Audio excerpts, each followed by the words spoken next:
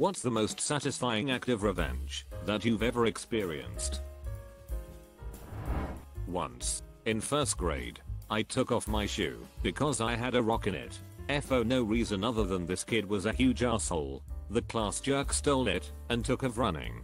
I chase after him, and he eventually throws my shoe down a hill into a field of tall grass and just looks at me with a huge shit-eating grin.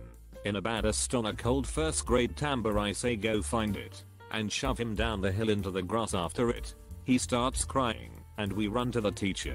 After explaining what happened, she made him go into the field and find my shoe. He crawled through the grass for about an hour before it finally turned up. It was actually against me, if that gives you any clue as to how justified and perfect it was. When I was 4 and my brother was 6, we were on our way to my great grandfather's funeral. My parents stop at McDonald's, and out of my brother's small fry bag, the 4.5 tall white bag of fries, he pulls an 11 fry. Impossible, right? We're in the back seat. I see it. He yells to my parents to witness this awesome fry, but before they can turn around I snatch it and eat it. He is upset. Whatever. Cut to 12 years later. Home after school. No parents. Friends hanging out in the kitchen. Everyone is scurrying around for an after school snack. My brother and I are at the table and our friends are in the other part of the kitchen. Out of this bag of wavy Lays I pull a potato chip that is literally the size of my skull. No idea how this thing didn't break in transit. I'm like, oh my god. Guys, look at this chip. Before anyone can even turn their heads, my brother reaches across with his right hand and crushes the chip to crumbs. I have WTF eyes bearing down on him, and he simply says, "That's for the fry." 12 years had passed, and we had never spoken about it, but it took less than a second to remember everything, and just nod in agreement that the score was settled. One enormous potato product for another. True story. When I was about 13, 14, there was this kid on the school bus who was about a year older than me and used to pick on me a lot. He was a total arrogant shit. One time he came and sat next to me and tried to pull the old "Hey, did you know if your hand is bigger than your face you have cancer?" Basically the idea is you get the person to then hold their hand right against their face, and then you hit their hand, causing them to hit themselves in the face. I wasn't falling for it, so he puts his hand against his own face in order to try and show me what to do. What do? Turn his own prank against him and smack his hand into his face. His nose starts bleeding quite badly. God, that felt good. And then you said so. Did it work?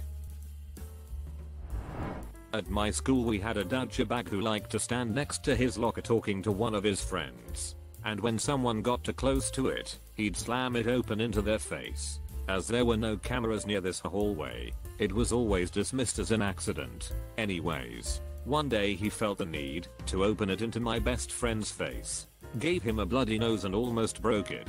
Now, as I'm sure you all would be, I was pissed off. So the day my friend got back, the douche felt the need to approach him to apologize about hitting my friend. Luckily, my locker was located between my friend and the other kid. When I saw I could do it, I casually unlocked my locker, waited for him to get close to it, and slammed it into him. Broke his nose, and dented the locker. Revenge is sweet. 4 years and years in late elementary school and most of middle school, this one kid would just bully me constantly. Towards the end of 8th grade it had gotten pretty bad, and I really just wanted it to end. Let's call him Chris. When looking for a lost parrot on my property, I found the bottom half of some animal, may have been a muskrat, groundhog, or something similar, but I couldn't be sure exactly what, under a tree, and brought it back to the house. I then called my mom, who was out of town traveling at the time. How I'd go about making it stop stinking this was before I could really just Google it. She wouldn't really help me because I wouldn't tell her why I wanted to disinfect a dead rodent, but I let it sit out in the sun. This was late May for a few days, and that killed most of the bugs and whatnot. I then wrapped it up in butcher paper and put it in a paper bag. I then wrote, "Dear Chris, you forgot your lunch this morning. Love, Mom," on it. Chris always brought a bagged lunch in to school every single day. In the morning after the first class period started, I went to his locker, no one locked his, and put it in his locker. After first period you could hear the screech from the floor below, along with everyone else. I ran towards the sound and saw Chris walking down the hallway sobbing. I didn't do much to hide the fact that I did it and was given a day of in-school suspension. The principal didn't find the humor in negotiating for a half day since it was only half a rodent. Chris never really messed with me after that.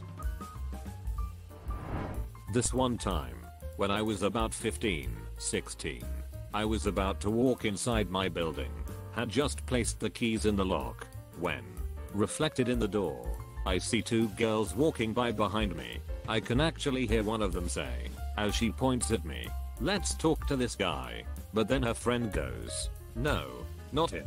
He's ugly. Let's go." The girl that actually wanted to talk to me was cute and everything. Man. So, not only did her friend cock block me so to speak, but she also called me ugly, and that hurt.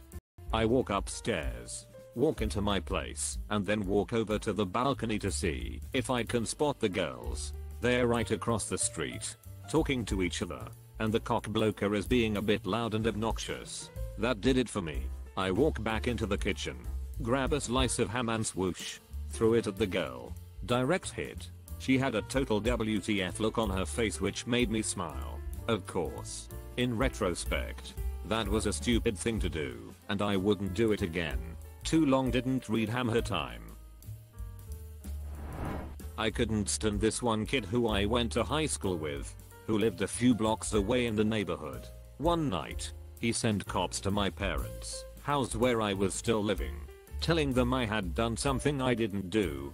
Luckily I had a receipt in my pocket from the restaurant I was at, in suburb 10 miles away that was time-stamped half an hour later than when he said the incident occurred. Regardless, my parents were woken up, etc. etc. I was pissed. Well, a few days later, my mom bought some plants that she left in the kitchen window. Our family cat was a nutball to begin with, but all of a sudden he was constantly jumping on the counters, eating these plants. When I'd try and shoo him down, he would actually take a defensive stance and hiss and scratch. 10 minutes later, he would be back, chewing on the leaves. I asked my mom what the plants were, and she said, "Oh, they are catnip. They have a really pretty flower. I'm going to plant them in the backyard when the weather warms up." I was like, "Not a chance you're planting these in our backyard. Look what you're doing to the cat. He's an aggressive stoner. You'll bring every cat in the neighborhood, and they will all fight, all night long." Suddenly, at that exact moment, a revenge plot was born. The following night, I snuck into his backyard and planted the catnip everywhere. My friend who lived across the street from him told me it worked perfectly, and that he was always complaining about cats fighting in his backyard after that. Revenge. No physical confrontation. No property damage. Just stoned cats. Felt a little like some sort of supervillain, sending out my cat minions to do my dirty work. When I was in junior high I used to hang out with these dudes during pec class. Then, they turned into douchebags. They started bullying other kids, not participating in any of the activities, etc. I started getting in trouble just by hanging out with them, so I stopped. Of course, I was now a pussy. They would do things like try to push me while running track, gang up on me in sports, etc. Well, one day I opened my lunch to find my dessert missing. This went on 4 days, and I had no idea where it was going. I then saw one of the dudes eating it while laughing at the lunch table and shooting me knowing glances. I could have easily beat this ducker down, but I was never into physical violence. So I thought, and I thought, and I schemed, and it hit me. The next week, I brought homemade brownies. Mondays were fine. Tuesdays were fine. Wednesdays were fine. Thursdays had a little surprise in them in the form of chocolate laxatives. While he was eating the brownie during lunch I approached him.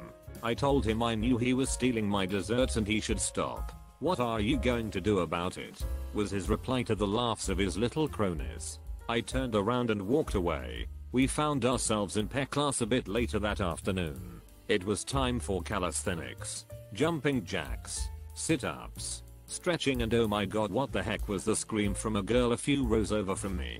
This kid shit so much his entire gym shorts were soaked with brown liquid. It was going down his legs. It was filling his shoes. He tried to run out of the gym, but slipped in the shit water and got it all over his body and some on his face. For 2 weeks he didn't come to school. While he was gone, the rumors started. Some said he died. Some said he was shitting blood. None of those were true. He was so ducking embarrassed, and he knew what he was coming back to. This happened in 7th grade. We parted ways after junior high when I went to private high school. However, I heard that the shit incident followed him through high school.